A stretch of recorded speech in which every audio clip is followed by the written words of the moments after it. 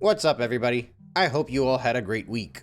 As someone that somewhat dabbles in the stock market on the occasion in which the market is very volatile, I've always been the kind of person to keep track of some of my favorite stocks, and my favorite stocks are usually related to things I am most passionate about. So naturally, the value of Nintendo shares have always kind of been in my peripheral vision. And I do feel that it is necessary to point out that while the value of a share is very important for a company's success, there are often so many external factors that can affect a stock's value, and it is very difficult to make a conclusion about a stock's value, and it's a big reason why over the course of the past 5 months, despite the fact that many breaking news moments have caused the stock value to dramatically drop down, I felt it would be very unfair of me to use the value of Nintendo in the stock market to back up my claim in a specific point in time. So, for example, on June 30, 2025, Nintendo made an announcement that the pricing for the original Nintendo Switch family of systems and products in Canada will change based on market conditions. You know, their discreet way of saying the price is going up without actually saying it's going to go up. That announcement caused a lot of momentum to drop from Nintendo's sales, leading to a July that was fairly level with minor peaks around Donkey Kong Bonanza. Now, with all of the videos that I was making and all of the topics that I was covering, I very easily could have jumped on this platform and discussed this drop in the price. But I knew that it meant something very little. It was not worth discussing. It was a nothing burger. On August 1st, Nintendo's financials are released and the number begins to fly up again. 6 million units sold over the course of 7 weeks, with more than half of that occurring during the opening 4 days, obviously. Despite the fact that this number was flying upwards, I had little to talk about. It's not necessary. It's all part of how the market flows. But the problem was that over the course of the following couple of weeks after that, while I was analyzing those 6 million units that were sold, and while I was still talking about how despite the fact Nintendo had a good starting month, I felt and still feel pretty confident that this was still just the excitement in the beginning and hype was dwindling away. During that time, as a counter argument to me, I found a lot of people bringing up Nintendo's stock value being at an all-time high, which I felt was weird because it's been 3 years of Nintendo hitting new heights almost every few months, and this was very much the first time people were using it as a talking point to try and prove me wrong in my assessment. And I didn't understand why. I didn't realize people were so invested into Nintendo's share value. So I dug around a bit, and then I discovered that pretty much everybody gets their information from this person on Twitter named Stealth40k. Now, I don't know much about this individual. I just know that they're like the mother bird that flies to the nest and spits out some worms into the mouths of those that need to feed, and in turn, they'll spit it back out to the rest of us. Now, what I thought was interesting was on this individual's tweet is that not only did they mention the all-time high in Japan on that specific day, but they also concluded that the investor confidence in Nintendo and the direction the company is going is at an all-time high as well. Which, again, if you know stocks and you know hype and you know the volatility of a market, specifically with a new console launch, is a very bold conclusion for somebody to make. But at that point in time, I started to have so many people going around and using it as an argument, so I'm like, I guess this is something that I have to track along with everything else and other data points that I like to track for the Switch too. And I don't know if I am just a jinx for Nintendo, but when I started to track this thing, it just stopped looking good. Now, let's talk about some facts here real quick. August 14th, 2025, the stock value starts to move upwards. That's the day that Drag and Drive released on the Nintendo Switch 2. It goes up for a few days until we hit August 18th, and Nintendo announces that there's going to be a Nintendo Direct, a Direct that people were very excited for, and they were anticipating and extremely excited for. And it was a Kirby Air Rider Direct. And naturally, this worries investors. They wanted the real Direct. The value drops down for a few days, it levels off, but it continues on a downward trend through the end of August. And then at the start of September, we start hearing news that there is actually a real Nintendo Direct coming soon. Starts off as a rumor, the bigger names online start to mention things, news outlets start to pick things up, everybody's getting crazy excited, and just like I mentioned a couple of videos ago, Nintendo announces that it's going to be a Friday. This causes people to just go wild. And in said video, my assumption, before the weekend even finished, was that the reason Nintendo announced it specifically for Friday, September 12th, was because that was a day prior to a 3-day weekend in Japan, and they made a Friday news dump in hopes that it would offset the downward trend that generally occurs post a major announcement. Going into the start of the following week, I think I was actually right. Because over the span of the past week is one of the worst and steepest drops that I've seen in probably 6 months. And to make matters worse is it happened over a course of 4 days because in Japan, Monday was a holiday. Now, here's the reality. Just as I stated last week, this could ultimately mean nothing. We can go into Monday, everything just levels off for a while, or people could look at Nintendo's value and be like, hey, it's low right now, it's probably going to go back up, this might be a good time to buy in. There are a lot of things that could affect the stock markets, and unfortunately, the vibe is one of them. But I have a feeling this might be a bit different. And I say that specifically for a few different reasons. Number one, Nintendo has so far relied on major announcements to stop these downward trends from April until this point in time. So for example, prior to the launch of the Switch 2 was the mayhem behind the pre-orders, and then all of the different headlines that talked about just how many pre-orders were being made. On July 31st, we had a third-party direct, and that was a disappointment for a lot of people, but a market didn't necessarily have a chance to go down because by the next day we got the financials that would lead up until the numbers in June. In the case of this past direct, there hasn't been many big announcements to kind of save this free fall that we're seeing. And mind you, there have been a few opportunities that could have saved this free fall over the course of the past week as well. Mario Galaxy 1 and 2 become the best sellers on Amazon. Not just that, Metroid Prime 4 becomes the best seller just behind it for the Nintendo Switch 2 games. And we even get Famitsu numbers that say that the Nintendo Switch 2 reached 2 million in Japan. And neither of those headlines help nearly as much as you'd think that they would, especially the Japan one since this is a Japanese stock. And the next major financial report coming soon is on October 8th, which is when we'll get the August batch of Circana numbers from Matt Piscatella to tell us how many units were sold in the month of August. But that's quite a ways away. So obviously I don't think that the stock is just going to free fall downwards up until there's something that could save it and trend it the other way. This could just be the stock correcting after all of the hype that it's gained. It could also completely shift and just continue to move upwards. But whatever the case is, I do think it is actually going to be very interesting to keep an eye on this stock instead of just waiting for Stealth 40K to tweet again about how it's at an all-time high in a month or so. And since I'm bringing up Stealth once again, I don't know if this individual works for Nintendo or is just a very passionate fan. If they believe that the investor confidence in Nintendo and the direction this company was going is at an all-time high, do they now think that maybe it's not?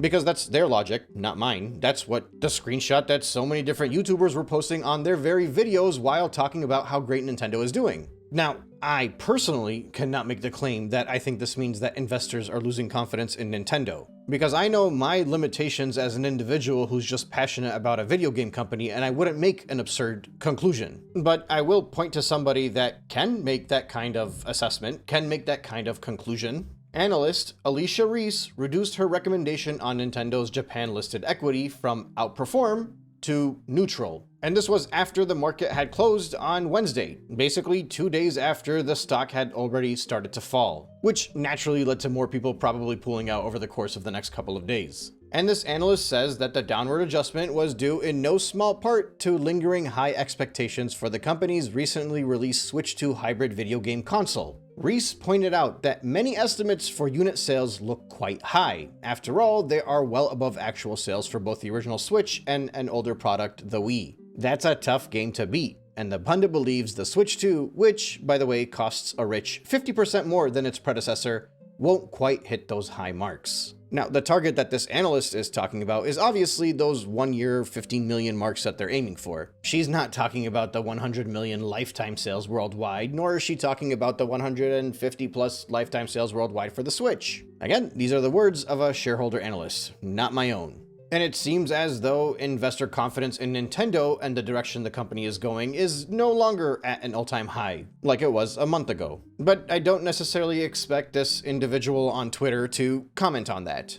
And again, I don't mean to call out this individual for the sake of calling them out. I know nothing about them. But like I said, what I notice is that when they release something, people reply, it becomes breaking news, and as such, I need to address it. People were coming to me and saying that the best-selling Switch 2 games on the eShop were all third-party titles, so how dare I say that third-party titles are not selling on the Switch 2? This is after Outlaws comes out, on September 5th. Again, I'm like, why is everybody talking about this all of a sudden? Why are they all using the same screenshot?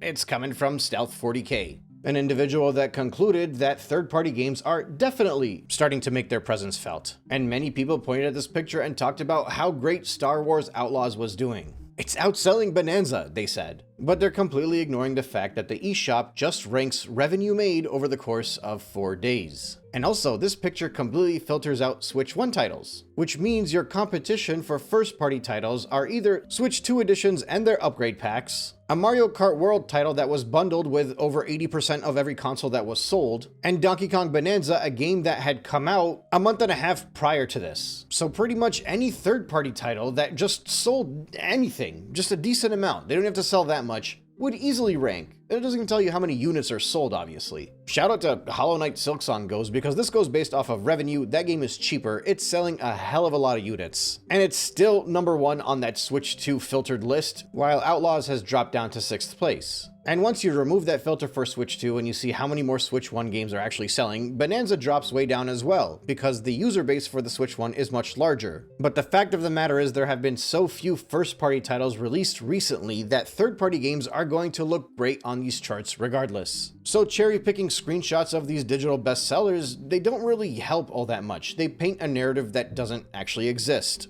And you can tell it doesn't exist because these same screenshots were being shared early on in the Switch 2's launch when the third-party titles that were all there are no longer on this list. And if you jump into websites like Target.com, you even jump into Amazon.com and you look at the numbers that are next to the units that are sold, you see that these third parties are not selling as well as first-party titles that came out long ago. Sometimes they're being even outsold by upgrade packs. But Nintendo has had a very important focus on these third parties, and I think it's been to the detriment of the console launch as a whole. I guess since I'm on this tangent, I might as well continue along in this video because I was going to do a separate video for this. But have any of you actually paid attention to Mario Galaxy 1 and 2's release date? This game is coming out October 2nd, which seems weird, right? Like, this is the big title that's been announced for Mario's 40th anniversary. Something like Mario All-Stars, for example, came out by September 18th. So why couldn't Mario Galaxy 1 and 2 also come out in September, shortly after the 40th anniversary? And it's actually a lot more obvious than you think it is. Nintendo, like we all know, has really been pushing the third-party support for the Switch 2 going into this console's launch. As a matter of fact, I think it was like an obligation from investors. If you're going to make the Switch 2 and you're going to make it that powerful, you have to show us that people are going to be coming in to buy the Switch 2 specifically for third parties. And that's why there has been so much concern about game keycards. That's why there's been so much concern about third-party sales. That's why so many people have been making an uproar, even going as far into questioning Furukawa himself during shareholder meetings,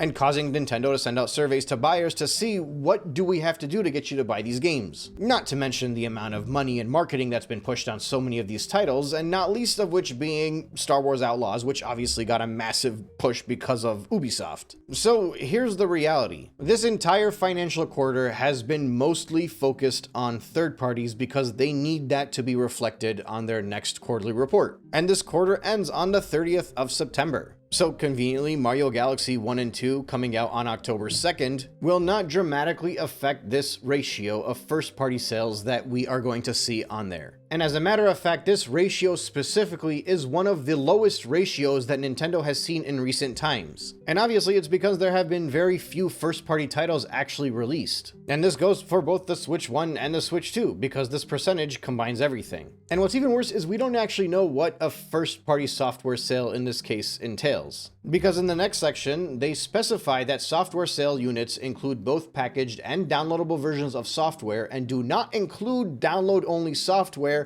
or add-on content. So I don't know if that means in the previous section, they got that percentage so high because they don't include upgrade packs, for example. And they also have a specific bullet point that's saying actual software sales include the quantity bundled with hardware or other products. Basically, all of the inclusions of Mario Kart World. For all I know, that's not included in the 64.8% as well. They're really trying to push down that 64.8% because the more third-party titles that are being sold on the console, the more money you make without doing as much work on first-party games. That's the Sony approach, right? That's why the PS5 is doing so well. So I think they did everything they can to make that 65% look so appealing, but I don't think that was appealing enough based off of what everybody expected going into it amongst the shareholders. And it seems like they had to go twice as hard over the next quarter to really push third-party sales to the point where everybody was kind of wondering where are all the games that were supposed to be coming out. Remember all of the assumption videos people were making about I think this game is going to be the August title, I think that game is going to be the September title, all of the fun fan theories that maybe Metro Metroid was actually supposed to come out at this time, but it turns out that they needed to develop it more, and that's why it hasn't been announced yet. And Kirby Air Riders, oh, that one for sure is going to be a game that comes out in September, right? Those were all the assumptions that the fans were making because they felt like it should have been released at that point in time. And I actually think it might have been. I think they were onto something. But the problem is any game that would have been released before that time would have dramatically affected that percentage because we all know people buy Nintendo for first-party games.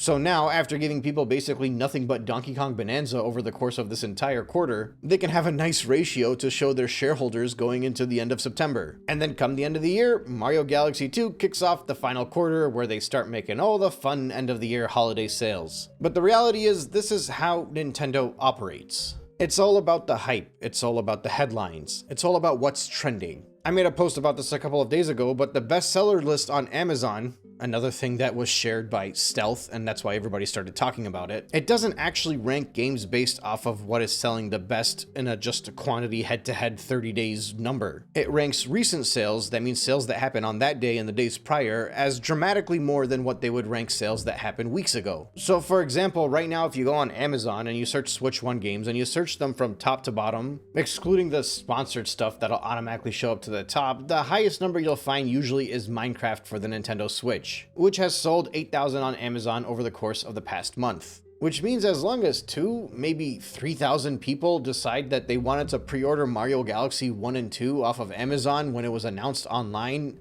in a short amount of time on that specific day within the course of a couple of hours, then Mario Galaxy 1 and 2 was going to automatically make it to the top of that list. And look, I'm not trying to say that Mario Galaxy 1 and 2 is not going to be one of the best sellers of 2025 and it's not going to do very impressive numbers just the same way that 3D All-Stars did. But it's to give you guys an idea of how misleading some of this actually is. I mean, even if you look at the bestsellers list for Amazon, you have some numbers. If you click on Super Mario Galaxy, there's no number that pops up. But if you click on Pokemon Legends, the number 2 bestseller list, it's 5,000 bought in the past month. And number 3 is Minecraft with 8,000 in the past month. So number 3 has sold more units than number 2 has. You see, it's kind of weird because it's not just based off of the 30 days, it's based about what's most recent at the specific point in time that you look at the list. Number 4 on that list has only 2,000, and number 5 has more than it at 3,000. You get the idea here. It's not just about how many are sold, it's about what's trending effectively. It's an algorithm. You can look up the Amazon BSR, it'll break it down for you. But for the Switch 1 games, if you go down to number 13, you'll find that 800 plus people reserved Metroid Prime 4. They pre-ordered it off of Amazon. This is the Switch 1 version, and it's specifically for the bestsellers list for the Switch 1. And look, I don't want to make any conclusions, but if I was a betting man, I would say that realistically speaking, given the amount of people that own a Switch 1 versus a Switch 2, specifically in the United States,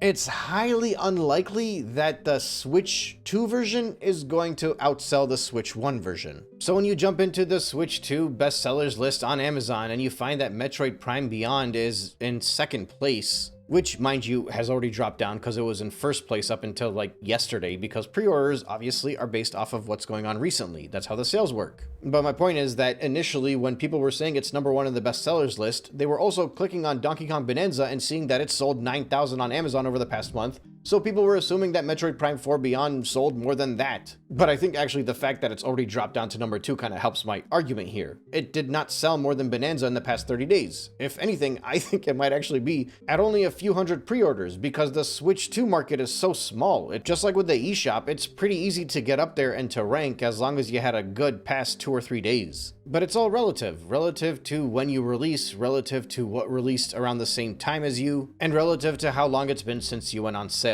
But again, this person on Twitter that I'm not really trying to go after, I'm just pointing out because people keep sharing their screenshots, their cherry-picked information, and using it as gospel. Whether it's about rankings on a specific day on the eShop, bestsellers lists, or conclusions that are being made by them that the share value is at an all-time high and therefore everybody's never been more confident in the Nintendo Switch 2 and it's just nothing but upwards from here. I don't know. I don't like making videos like this. But at the same time, I feel like we as a gaming community need to be a little bit more educated, so we're not just being treated like puppets that will fall for whatever headline comes up, and completely ignoring that every single one of these corporations spend a whole lot of money on marketing, spend a whole lot of money on setting some type of narrative, and when they're the ones that are delivering the news to us, and they're the ones that are sharing these lists and sharing these posts, and even if it's not Stealth working for them, Stealth is pushing their lists forward, maybe it's time we stop accepting everything at face value and just being a bit smarter about it. I think there's a lot of value in analysis and a lot of value in questioning things. I know it's cliche, but if you turn your brain off and you just accept and consume and consume and consume, that's what makes you a consumer. That's why we're not customers anymore. But anyway, on that note, that's all I got for today. Again, no disrespect to Stealth, and the only reason I had to bring up all of this stuff is because it's been brought up a lot in my comment sections, it's been brought up a lot in a lot of videos, and I think a dialogue on some of the information that they've been sharing is very important. But yeah, thank you all so much for listening, and I will catch you on the next one.